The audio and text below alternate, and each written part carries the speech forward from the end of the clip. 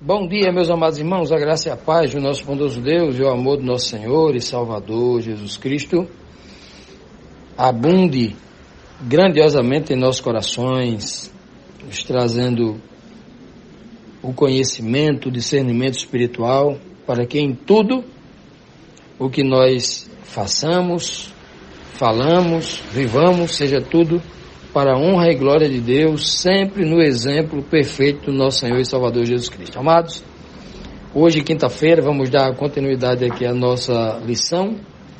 A lição nos traz aqui de hoje duas perguntas, a pergunta 9 e 10.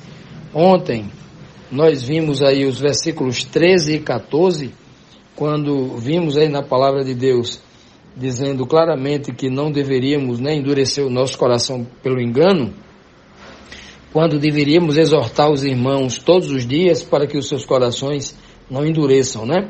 E aí no livro de Hebreus, versículo 14 e 15, o apóstolo vai dizer, olha, não façam igual aquele povo no dia da provocação que endureceram os corações, né?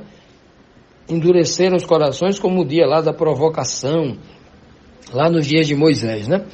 E aí na pergunta 9, dando continuidade após essa fala, a pergunta 9 diz, que fez a maioria dos hebreus resgatados do Egito pelo filho na figura tipológica de Moisés? Que fez então, né, a maioria dos hebreus que foram resgatados e quando chegaram lá no deserto, qual foi o comportamento deles para com Moisés, que era um tipo de Cristo, prefigurava a pessoa do Messias, né, Cristo. Vamos ver aqui o versículo 16, né? O versículo 16 aqui de Hebreus capítulo 3 diz assim, porque havendo-a alguns ouvido o quê? A palavra de Deus, né? Ouvido-a, o provocaram. Havendo algumas pessoas ouvido a palavra de Deus, vinda pela boca de Moisés, o provocaram. Mas não todos os que saíram do Egito, por meio de Moisés. Então veja aqui, a maioria, né? Alguns aqui é a maioria dos que saíram do Egito, provocaram a pessoa de Deus. Provocaram a pessoa do anjo do Senhor, que estava guiando o povo de dia e noite. Durante o dia, aquela coluna de nuvem, durante a noite aquela coluna de fogo, a glória do Senhor estava ali, né? No anjo do Senhor, no mensageiro do Senhor, que guiava aquele povo. Então, quando eles provocavam Moisés, eles não estavam provocando Moisés, porque Moisés não estava fazendo a sua obra, Moisés não estava buscando os seus interesses, Moisés não estava criando a sua igreja, o seu povo, né?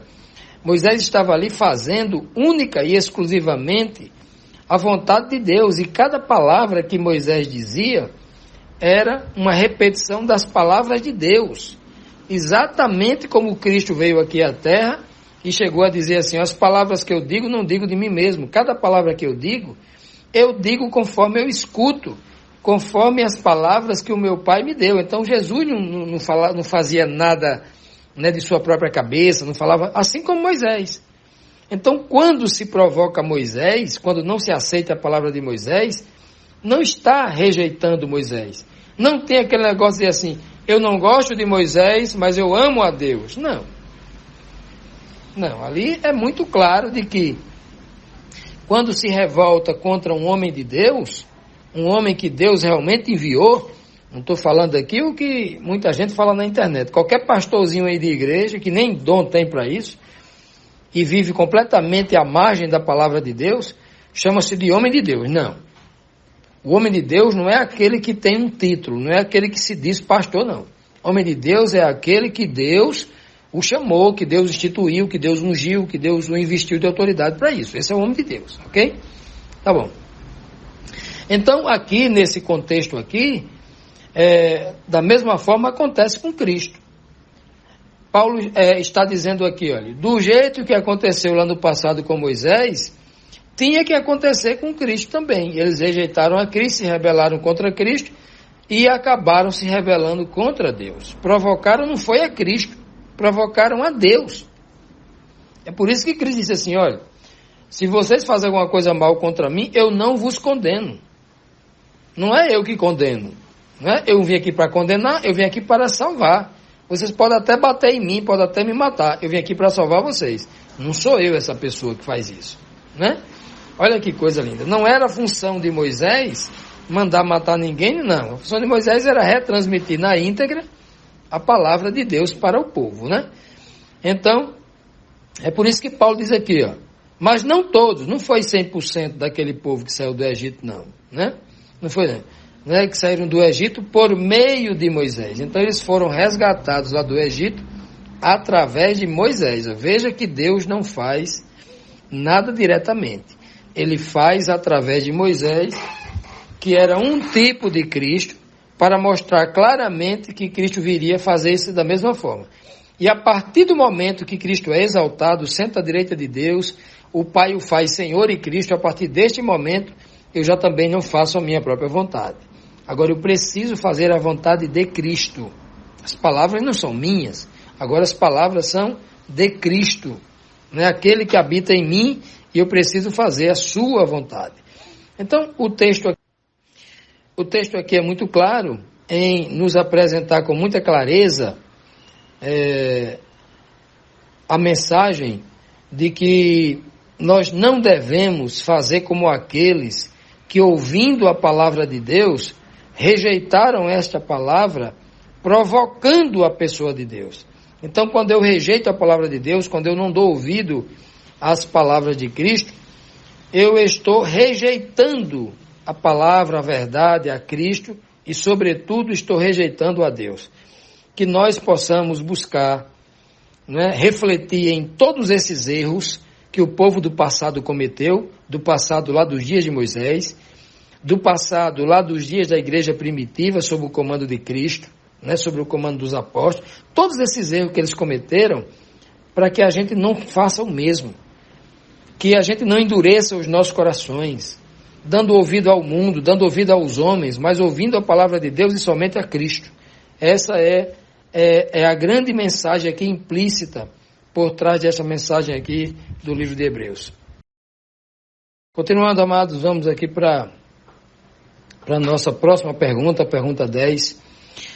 Todo o povo hebreu foi reprovado ou apenas os que escolheram pecar contra Deus e contra o seu filho, lá no Antigo Testamento, contra o seu mensageiro, né? E no Novo Testamento, contra a própria pessoa do filho. Vamos ver então aqui, na pergunta 10 aqui, o versículo 17. Hebreus 3, versículo 17, que diz assim: Mas com quem se indignou por 40 anos?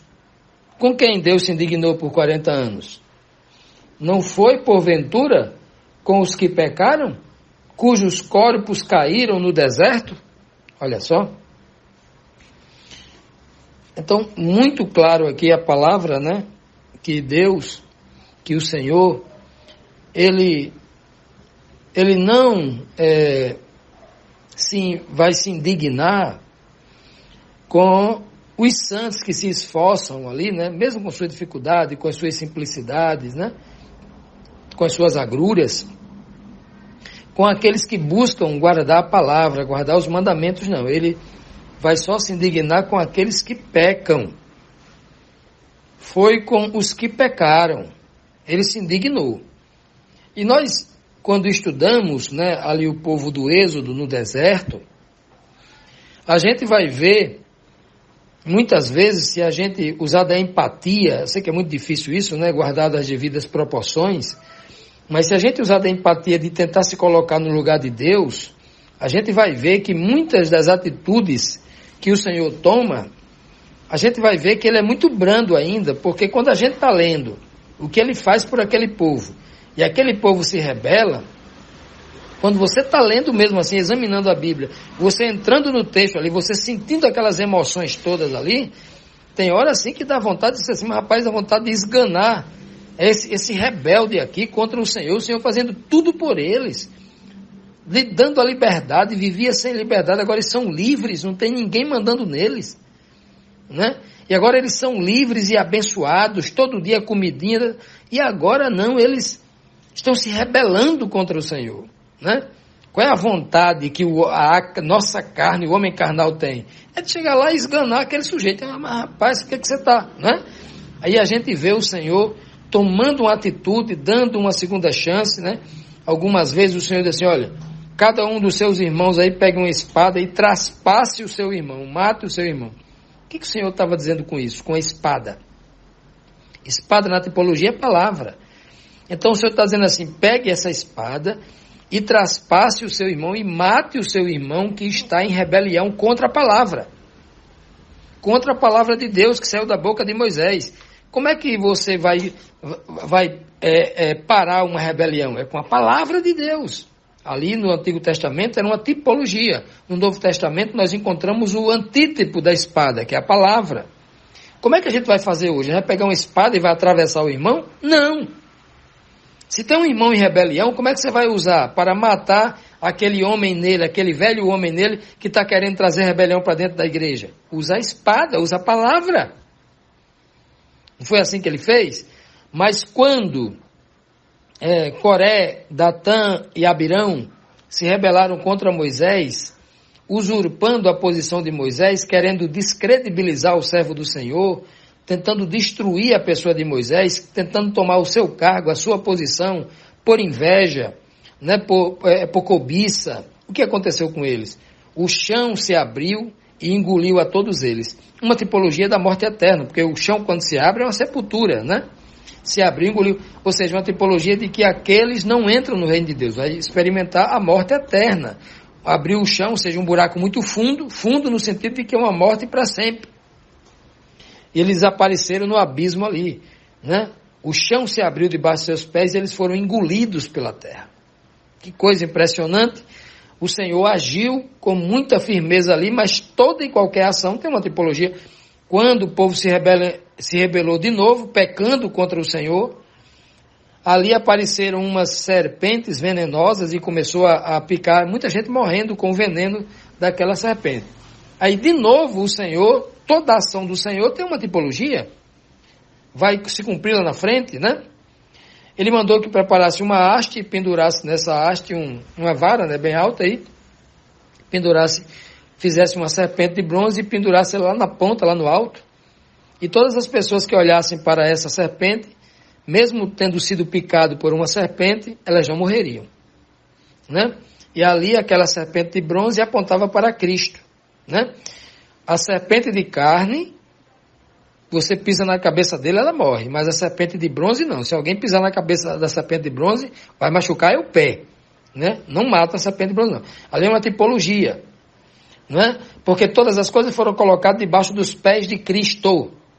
Tudo debaixo dos pés, quer dizer, sobre o comando dele. O Pai coloca lá. É por isso que no Apocalipse capítulo 1, Cristo aparece de forma gloriosa no meio do sete candeeiro com os pés de bronze, o mesmo metal da qual foi feito a serpente de bronze lá, né? Então ali é uma tipologia. Quem olhar para Cristo era salvo.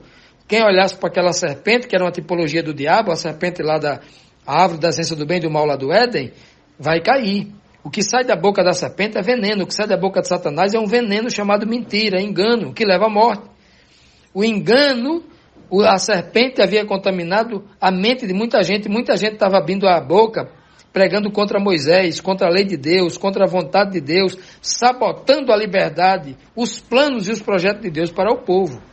Eles estavam vomitando do mesmo veneno que o diabo havia contaminado seus corações, como uma serpente que, ao picar alguém, lança o seu veneno na corrente sanguínea das pessoas, né? Então veja que estava tipificado, e ali o pecado, eles aconteciam no coração, mas o Senhor fazia questão de apresentar coisas físicas, materiais, o tipo, para que as pessoas enxergassem isso lá no futuro, quando iria acontecer. É por isso que Cristo não aplica nenhuma das leis literais de Moisés.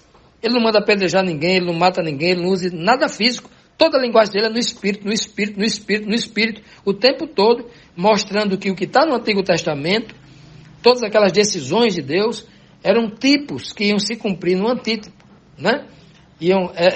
Eram coisas físicas reais para um povo de mente embrutecida.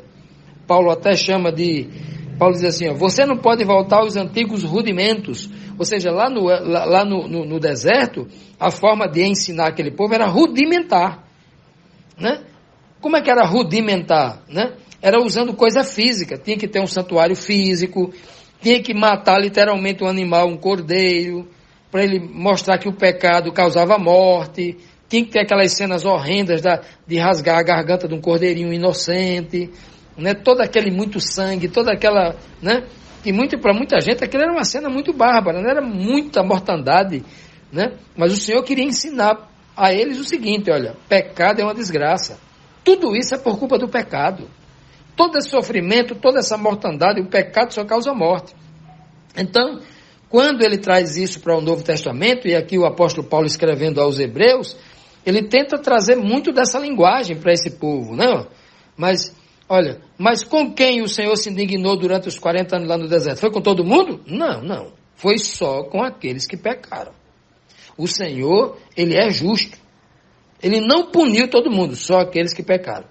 Nós temos que ter essa mesma visão hoje, né, da justiça que foi aplicada lá, que foi aplicada no tempo de Cristo e que é aplicada hoje, em nome de Jesus.